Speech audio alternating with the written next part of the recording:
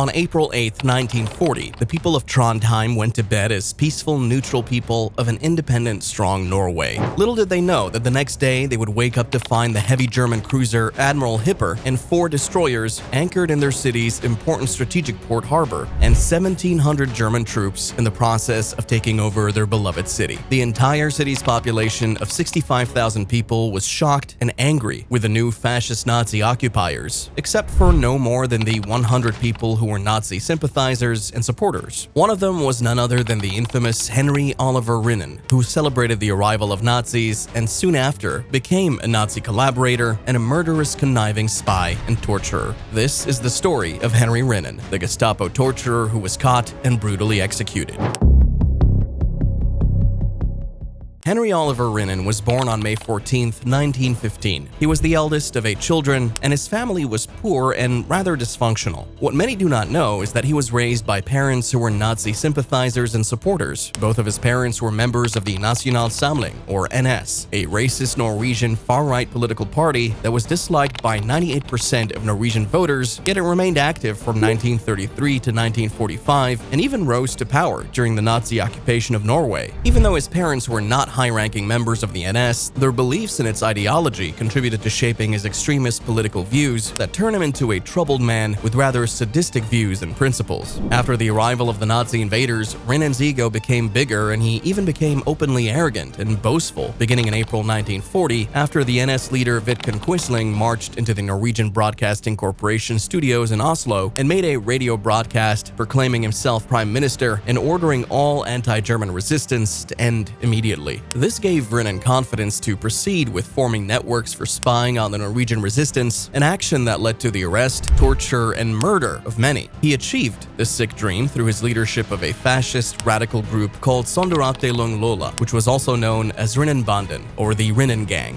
Mind you that before the Nazi invasion of Norway, Rinnan was nothing more or less than a loser with a criminal record. Even when he tried to enlist with the Finns during the Winter War, he was rejected due to his poor physique, because he was quite short and physically unfit to become a soldier. Additionally, his political views were rather disturbing. Even the Norwegian Armed Forces rejected him and only gave him the position of truck driver during the Norwegian campaign in 1940. This makes us wonder, why was he so important to the Nazis? Because after all, hundreds of Norwegians worked with the Nazis and Gestapo even before the invasion began. The answer to this question is simple. It was his leadership of the Sonderavdelung Lola group, which was an independent group under the German Sicherheitsdienst des Reichsführers SD, the notorious intelligence agency of the SS and the Nazi Party in Germany. The SD was the first Nazi intelligence organization, and the Gestapo, which was established in 1933, was considered its sister organization through the integration of SS members and operational procedures. This meant that the Rinnan Gang members were Gestapo agents. The Rinnan Gang consisted of around 50 to 60 Norwegian informants who worked directly under Henry Rinnan. This made Rinnan an indispensable asset for the invading Germans and a tool for tracking, arresting, interrogating, and even executing members of the Norwegian resistance. After the Nazi invasion, Rinnan became a ranking agent and commander in one of the world's most evil and complex intelligence services at the time, the Gestapo. He was high on power, yet he didn't go on a random public killing spree, but rather proved to be a very cunning and conniving, clever sadist who enjoyed entrapping his people and sending them to their demise for their love of their homeland.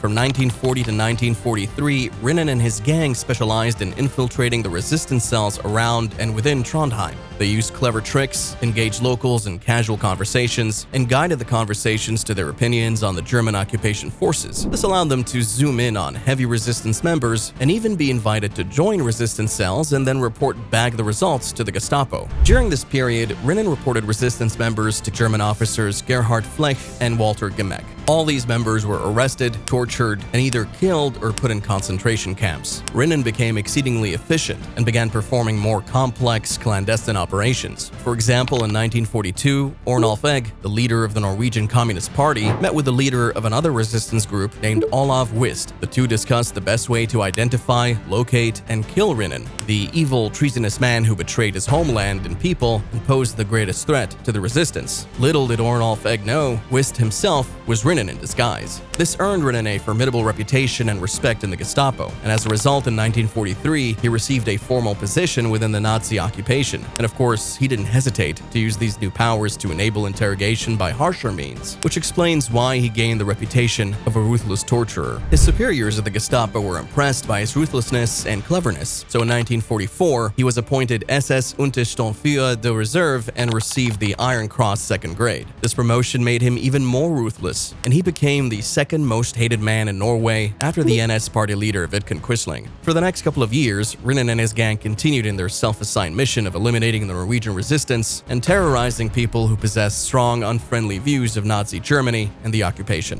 It is also widely believed that he was the mastermind behind the capture and execution of members of the British Special Operations Executive, which was a well-organized clandestine army that waged a secret war in Nazi-occupied territories across Europe and parts of Asia. Rinnan did not stop his crusade against his people until finally Germany was defeated in May 1945.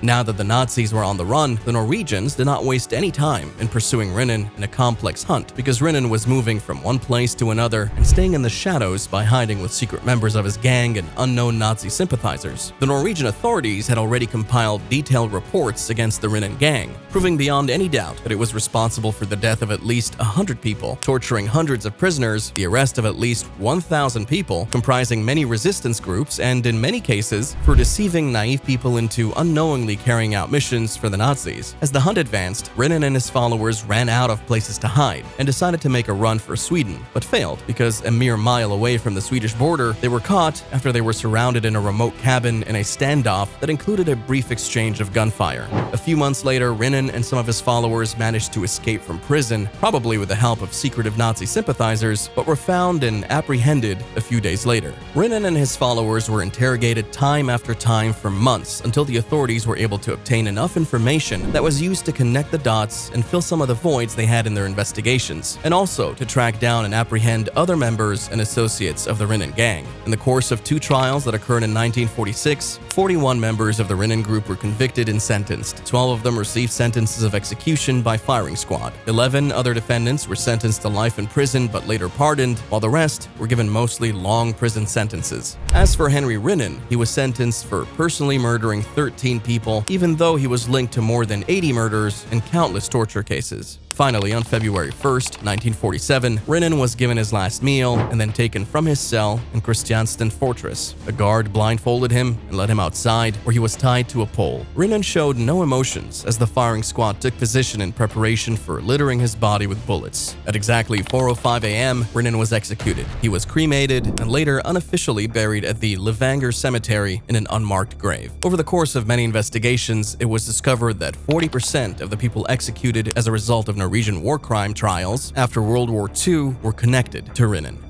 Thank you for watching, and please like, share, subscribe, and hit the notification bell. We'll see you in the next video.